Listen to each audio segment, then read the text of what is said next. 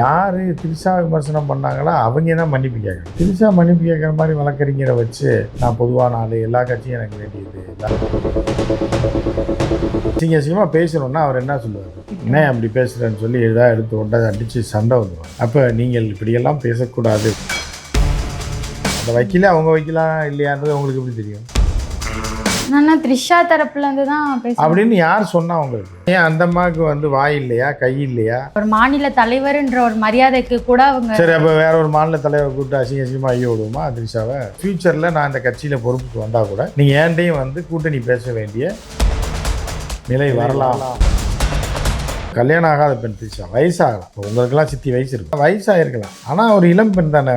கல்யாணம் ஆகாத ஒரு பெண்ணை வந்து இப்போ உங்கள் பேரை ஜாஸ்மின்னு சொல்லிடலாம். வாய் தவறி வந்துச்சு ஜெயாரான்னு வரலாம். இவ்வளோ பெரிய வாக்கியம் வாய் தவற வந்துன்னா அது வாயா வாய்க்காலில் தான் அப்படி தண்ணி ஓடும். பொதுவெளியில் வர விமர்சனங்களை வச்சு அந்த ஒரு வார்த்தையை விட்டுருப்பாரா, இல்லை அவருக்கு ஏதாச்சும் அதன் மூலியமா தெரிஞ்சிருக்கும்? அவருக்கு பின்னாடி ஏதோ தெரிஞ்சிருக்கு, ஏதோ ஒரு உண்மை தெரியாமல். த்ரிஷா வந்து உண்மையான உழைப்பாடு. தமன்னா மாதிரிலாம் தங்கம் கடத்துறது, ஹெராயின் கடத்துறதுலாம் ஈடுபடல. த்ரிஷா உறுதியாக அரசியலுக்கு வருவாங்க. விஜய் வெற்றி பெற்று பெரிய இடத்துக்கு வந்துட்டா அடுத்த பொதுச்செயலாளர் த்ரிஷா தான். சரி, அப்போ புஸ்ஸிலாம் எங்க இவங்க கீழே திருப்பி வேலை பார்ப்பாங்க. விஜயை விட அரசியல் வந்து தெளிவாக தெரிஞ்சாலும் த்ரிஷா. எப்படி எம்ஜிஆர் வந்து அடுத்து ஜெயலலிதா, அதே மாதிரி ஒரு நாள் த்ரிஷா அப்போ எப்படி பொழந்து கட்டுறாங்க.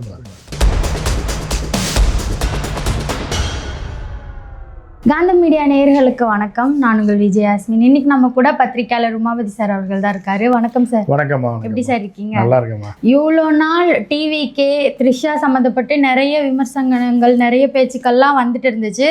அப்போல்லாம் த்ரிஷா சைட்லேருந்து எந்த ஒரு பதில், எந்த ஒரு பேச்சுமே வரல. இப்போ திடீர்னு ட்விட்டர் பார்க்கும்போது த்ரிஷா தரப்புலேருந்து அரசியல் சம்மந்தப்பட்டு என் பேரை யூஸ் பண்ணாதீங்க அப்படின்ற மாதிரி தனிப்பட்ட முறையில் யூஸ் பண்ணிக்கலான்றாங்களா? ஆமாம். இல்லை, எப்படிமா சொல்றீங்க? ஆமான்றீங்க. அரசியல் சம்மந்தப்பட்டு இப்போ தனிப்பட்ட முறையில் எப்படிமா யூஸ் பண்ண முடியும்? இப்போ விஜய் த்ரிஷாவை லிங்க் பண்ணி பேசிக்காங்க. தனிப்பட்ட முறை இல்லைன்னா வேறு யாராவது பேசுவாங்க அதை பற்றி. சார், அவங்க சொல்லியிருக்காங்க தனிப்பட்ட விஷயங்களை நீங்கள் அரசியலில் இழுக்காது. அதை சொல்லுங்கள், தனிப்பட்ட விஷயங்களை இழுக்காதீங்கன்னு சொல்லியிருக்காங்க. மன்னிப்பும் கேட்டிருக்காங்க. மன்னிப்பு கேட்குற துணியில் தான் பேசியிருக்காங்க.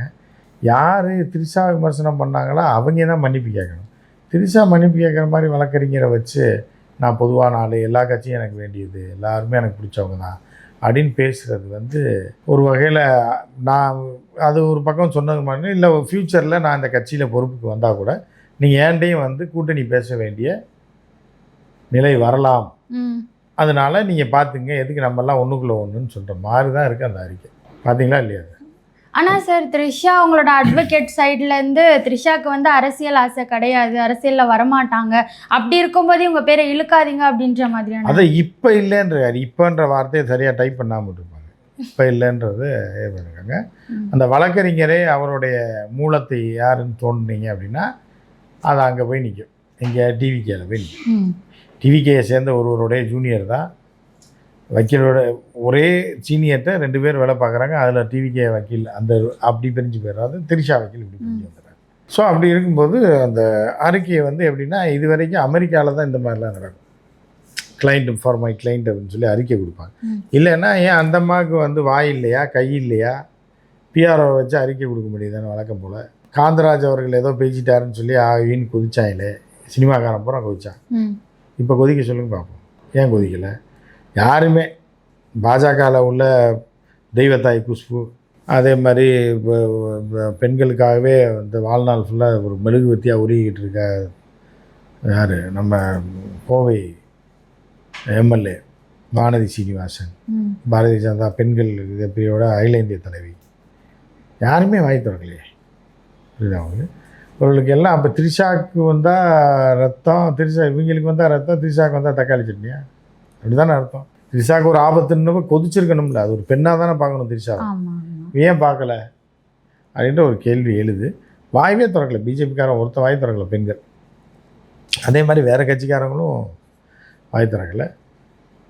வாய் திறந்து நயினார் மட்டும்தான். ஸோ அதனால் த்ரிஷா வக்கீலை வச்சு ஒரு மன்னிப்பு மாதிரி, நான் வந்து பாலிஷாக நான் உங்களுக்கு எதிரி கிடையாது, நானும் உங்கள் கட்சி தான்னு சொல்லாமல் நான் வந்து எல்லாருக்குமே எந்த கட்சி சார்ந்தவங்க இல்லை. அப்போ ஓட்டு போடும்போது பிஜேபி தான் போடுவேன்ற மாதிரி அர்த்தம். அது தாவேக்கா நிக்கல. அப்படி பார்த்தா தரமற்ற விமர்சனம் இப்படிலாம் பண்ணிருக்க கூடாதுன்ற மாதிரி தான் த்ரிஷா சொன்ன மாதிரி இல்லை, அதுதான் கெஞ்சுறது தான்.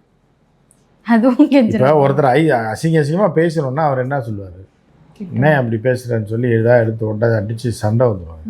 அப்போ நீங்கள் இப்படியெல்லாம் பேசக்கூடாது அப்படின்னு நான் சொன்னேன். அந்த வந்து என்னை அசிங்கமாக கேவலமாக கேட்குறான், ரொம்ப மோசமான ஒரு பெண்ணாக சித்தரிக்கும். அதுவும் கல்யாணம் ஆகாத பெண் த்ரிஷா, வயசாகலாம். இப்போ உங்களுக்கெல்லாம் சித்தி வயசு இருக்கும், த்ரிஷாவுக்கு சொல்கிறேன். அப்படி இருக்கும்போது என்னென்னா வயசாகிருக்கலாம், ஆனால் ஒரு இளம் பெண் தானே, கல்யாணம் ஆகாத ஒரு பெண்ணை வந்து இவ்வளோ கேவலமாக இன்னொரு ஆணை தொடர்புபடுத்தி அவரை விட்டு வெளியில் வான்ற அளவுக்கு பேசுகிறவங்கள இந்த அம்மா வந்து ஐயோ அப்படிலாம் கிடையாது இப்படிலாம் கிடையாதுன்னா பவுடர் அடிச்சுன்னா அப்போ வந்து மன்னிப்பு கேட்குறது தானே அர்த்தம். ஆனால் சார் யாரையா நீ மானம் கெட்டவனே எப்படா நீ சொல்ல போச்சுன்னா ஒரு அது நைனாரை விட்டுருங்க. யாராவது ஒருத்தர் த்ரிஷாட்ட போய் நீங்கள் சொல்லி பாருங்கள் என்னங்க இப்படின்னு. இதே நைனார் பேசினதை இன்னொருத்தர் பேசியிருந்தால் என்ன ஆயிருக்கும், எவ்வளோ பெரிய பிரச்சனையாக இருக்கும். நடிகர் சங்கம் வந்திருக்கும், இப்போ தயாரிப்பாளர் சங்கம் வந்திருக்கும், எல்லாம் வந்துடும். நீ பாஜகவோட மாநில தலைவர்ன்றதுனால ஒருத்தன் கூட வாய் திறக்க மாட்டாங்களே. அப்போ இவங்களுக்குலாம் எங்கே போச்சு புத்தி? ஸோ அதுதான் அரசியல்ன்றது. ஒருவேளை அந்த மரியாதையாக இருக்கலாம்ல சார், அவர் மாநில தலைவர்ன்ற ஒரு மரியாதைக்கு கூட அவங்க. சரி, அப்போ வேற ஒரு மாநில தலைவரை கூப்பிட்டு அசிங்கமாக ஐயோ விடுவோமா த்ரிஷாவை?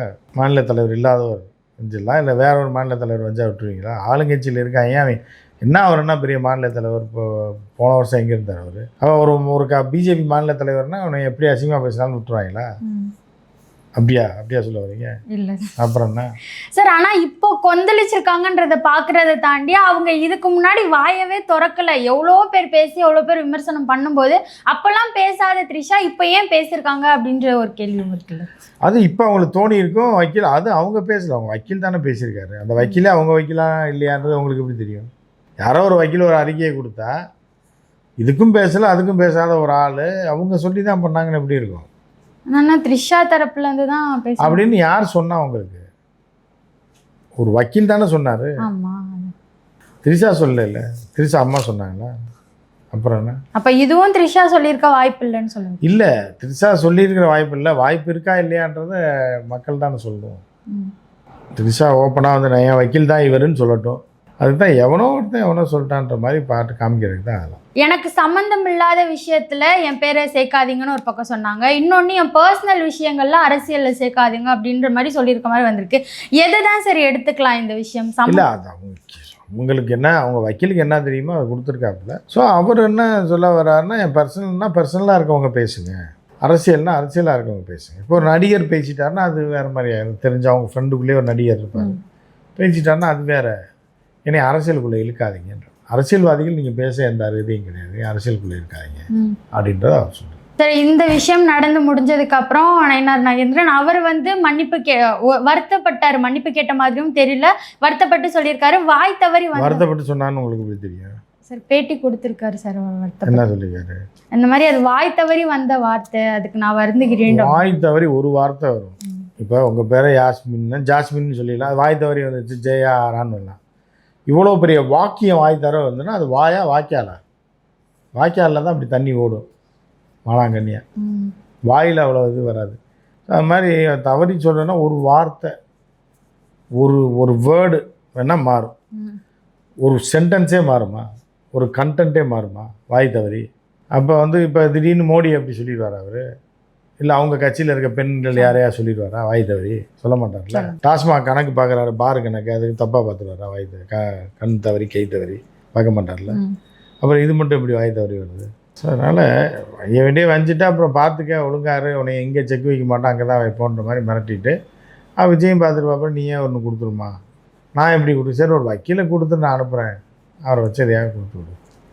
சார், அவர் ஒரு மாநில தலைவராக இருந்து பொதுவெளியில் வர விமர்சனங்களை வச்சு அந்த ஒரு வார்த்தையை விட்டுருப்பாரா, இல்லை அவருக்கு ஏதாச்சும் அதன் மூலியமாக தெரிஞ்சிருக்கும், அதை பின்னால் வச்சு ஏதாச்சும் ஒன்று பேசியிருப்பாருன்னு எடுத்துக்கலாமா இந்த ஒரு விஷயம்? அவருக்கு பின்னாடி ஏதோ தெரிஞ்சிருக்குமா, ஏதோ ஒரு உண்மை தெரியாமல் எனக்கு ஒரு உண்மை தெரிஞ்சாங்கன்னு சாமின்னு இருக்காரு. அது மாதிரி ஏதோ உண்மை தெரிஞ்சிருக்கு கொஞ்சம்.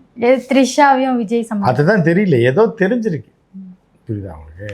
நீங்கள் வந்து என்னென்னா கிராமத்துலலாம் சொல்லுவாங்க, திடீர்னு நைட்டு மிட் நைட்டில் மாடு கத்தும், நாய் குலைக்கும், என்னன்னு பார்த்தா ஏதோ நடக்க போகுது, ஏதோ வருது, தீய சக்தி வருது, அந்த நாய்க்கோ மாட்டுக்கோ தெரியும், அதனால தான் அது கத்துது ம்.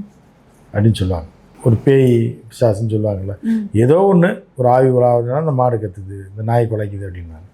ஸோ அது தெரியாமல் ஏதோ ஒன்று இருக்கும், அது வந்து மிருகங்களுக்கு மட்டும் தெரியும். இதை கொடுத்து விட்றாங்க அதோட மிருகம்னு. அந்த மாதிரி அரசியலில் இருக்கிறவங்களுக்கு தெரியும் ஏதோ நடக்குது, சம்திங் ஏதோ போகுது, இது விஜய் ஏதோ நடக்குதுன்னு சொல்லி தெரிஞ்சிருக்கலாம். தெரியும் நம்ம சொல்ல முடியாது, அவருக்கு தெரியாதுன்னு நம்ம சொல்ல முடியாது. அவருக்கு ஏதோ தெரிஞ்சதுனால அவர் இதை சொல்கிறாருன்னு நம்ம சொல்லலாம். ஏதோ சொல்லியிருக்கலாம், யாரோ வேண்டியவங்க சொல்லியிருக்காங்க, இது இப்படி நடக்குதுங்க அப்படி இப்படின்னு. ஏன்னா அங்கே ஈசிஆர்லேயே திரிஷா வீட்டு பக்கத்துலேயே அரசியல்வாதிகள்லாம் இருக்காங்க, விஜய் வீடு பக்கத்தில் அந்த ஏரியாவிலே இருக்காங்க. அவங்களுக்கு அரசியல் பிரச்சனை ஏதாவது தெரிஞ்சுதா அதை நம்ம உறுதியாக சொல்ல முடியாது. நயினாருக்கு அது தெரிஞ்சிருக்கலாம், அதை வச்சு நயினார் இப்படி பேசியிருந்துருக்கலாம் அப்படின்னு சொல்லலாம். சார் இந்த ஒரு விஷயத்துலேருந்து த்ரிஷா என்ன சார் சொல்ல வராங்க அந்த ட்விட்டில்? மன்னிப்பு கேட்க வராங்கன்னு, என்னைய விட்டுருங்க. இப்போ சினிமாலெல்லாம் டைலாக் வைப்பாங்க அந்த காலத்தில், இந்த சீன்லாம் ஒரு சில மோசமான சீன்லாம் வரும்போது என்னை விட்டுருன்னு கத்துற மாதிரி இருக்கும். பழைய கேடிவியில் பார்த்தீங்கன்னா தெரியும், அந்த குரல் மாதிரி தான் இருக்குது. இந்த அளவுக்கு மன்னிப்பு கேட்குறதுனா அப்போது எதனால், அப்படி என்ன சார் பண்ண? ஆமாம், நாளைக்கு எதாவது பிரச்சனை வரும் நமக்கு தொடர்ந்து, அப்புறம் ஆளாளுக்கு பேச ஆரம்பிச்சிருவாங்க. எது இந்த ஒரு விஷயத்தை ஆளாளுக்கு பேச ஆரம்பிச்சிட்டாங்கன்னா பிரச்சனை வரனால இதோட முடிச்சிருவோம் அப்படின்றதுக்காக அவங்க கொடுத்துருந்துக்கலாம். ரெண்டாவது அவங்க ரொம்ப கடுமையாக ஏதாவது தப்பாக சொன்னாலும் ரைடு வீடு விட்டு இருக்கிற காசை பிடிக்கிட்டு போயிடுறாங்க. அது பாட்டு நிம்மதியாக வாழ்ந்துக்கிட்டு கறி தோசை ஏதாவது சாப்பிட்டு வீட்லேயே இருக்குது. கல்யாணமாக ஆகலை பாவம், ஏதோ அப்பப்போ ஒரு படம் வந்துக்கிட்டு இருக்கு. இந்த நேரத்தில் வந்து இதுக்கும் இருக்கிற காசையும் பிடிங்கி கேஸை போட்டு எதுக்கு பாவம்? த்ரிஷா வந்து உண்மையான உழைப்பாளி, நடிப்பு மேலே ஒரு இதான நபர் தான். அவர் வந்து அந்த மாதிரியான ஒரு ஆள். இந்த தமன்னா மாதிரிலாம் தங்கம் கடத்துறது, வேராயன் கடத்துறதுலாம் ஈடுபடல. ஸோ அதனால் இருக்கிற கஷ்டப்பட்டு சம்பாதிச்ச காசையும் பிடிக்கிட்டு போயிட்டேன், என்ன பண்ணுறது ஒரு பயத்தில் மன்னிப்பு கேட்டுக்கலாம். இப்போ மாதிரி கேட்ட மாதிரி இருக்கணும், கேட்காம மாதிரி இருக்கணும்னு பண்ணிக்கலாம். சார் தமன்னா தங்கம் கடத்துறாங்கன்னு சொல்லி தங்க கடத்தல் கேஸ் இருக்குமா அவங்க மேலே? தங்கம் கடத்துறாங்கன்னா அவங்க பையில் தூக்கிட்டு கடத்த மாட்டாங்க, அவங்க மேலே விசாரணை நடந்ததை வச்சு நான் சொல்கிறேன். கேஸ் இருக்குன்னு சார், என் காதில் தமன்னா தங்கம் கடத்துறாங்க அப்படின்னு. தங்கம் கடத்துற மாதிரியான விசாரணை நடைபெறுது. சில வேறு சில பொருளெல்லாம் அவர் இது பண்ணாங்கன்னு இடி விசாரணை அவங்க மேலே இருக்குது, இன்னும் இருக்குது சார். அதான் விசாரணை மட்டும் தானே சார் இருக்குது. ஆமாம், அப்படி இப்போ உங்கள்கிட்ட யாராவது தங்கம் கடத்துறா விசாரிச்சாங்களா?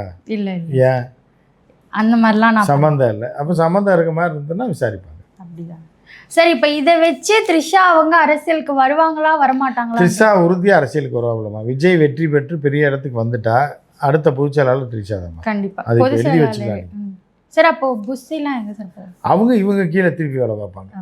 அதுக்குள்ளே இந்த ஒரு விஷயம் வந்து முன்னாடி ரீச் ஆனதை விட இப்போ பயங்கரமாக ரீச் ஆகிருக்கு. அதுவும் இல்லாமல் ஒரு பாட்டி பேசுறது முதற்கொண்டு. பாட்டி பேசுறது இல்லைம்மா, இப்போ நீங்கள் கேட்குறது என்ன கேட்டிங்கன்னா, அப்போ புஷி ஆனந்த் நிலைமை என்னன்னு கேட்குறீங்க. இப்போ த்ரிஷாவையும் புஷி ஆனந்தையும் கொண்டு வர்றதில் நிறுத்தணும். யார் மக்களை ஈர்ப்பாங்க? 10 ஆம்பளைங்களை நிறுத்துகிறோம், இந்த பக்கம் புஷி ஆனந்தையும் த்ரிஷாவையும் நிறுத்துகிறோம். இந்த 2 பேரில் யார் வேணும் உங்களுக்கு அப்படின்னு கேட்டால் என்ன சொல்லுவாங்க? யாருன்னா பொதுச் செயலாளராக வேணும்னு கேட்டால் என்ன சொல்லுவாங்க? 10 பேருமே த்ரிஷாவை தான் கேட்குறாங்க. ஒருத்தர் வேணா, யாராவது ஒருத்தர், அவர் ஒரு 70 வயசு 80 வயசு ஆளாக இருந்தாருன்னா அவர் புஷி ஆனந்த்னு. மித்தபடி மீதி 8 பேர் யார்? த்ரிஷா தானே கை காட்டுவாங்க. அப்புறம் எப்படி புஷி ஆனந்த் வருவார்? அதனால் அவங்க கேள்வியே தப்பு. விஜய்க்கு அடுத்து த்ரிஷா தான். திருப்பி இவர் அவங்ககிட்ட வேலை பார்ப்பார். புரியுது உங்களுக்கு? த்ரிஷாக்கு கீழே போய் மேடை போடுறது, பந்தல் போடுறது. அப்போல்லாம் இவருக்கு ஒரு 65-70 வயசு மேலே ஆயிரும். யாருக்கு? புஷி ஆனந்துக்கு 67 வயசுலேயே ஓட முடியாது. ஒரு இந்த வண்டி மாதிரி ஏதாவது ஒன்று வச்சுக்கிட்டு, கமலஹாசன் இந்தியனில் வருவார்ல, இந்த மாதிரி வண்டி கொடுத்து அதில் அப்படியே போய் மேடையை பார்வையிடுறது பாருங்க.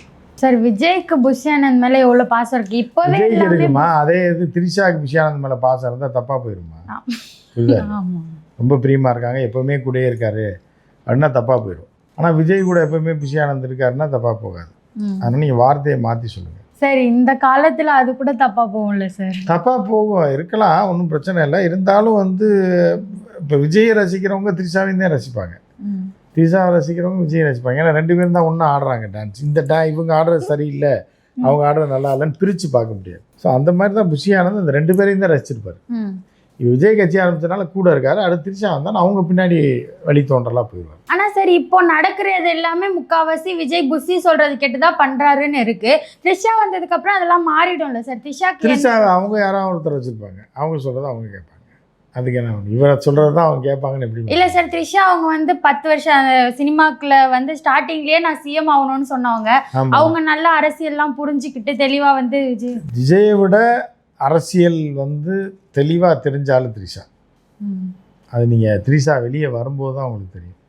ஒரு நாள் த்ரிஷா வருவாப்புல அரசியலுக்கு, அப்போ எப்படி பொழந்து கட்டுறாப்புலன்னு மட்டும் பாருங்கள். எதை சார்?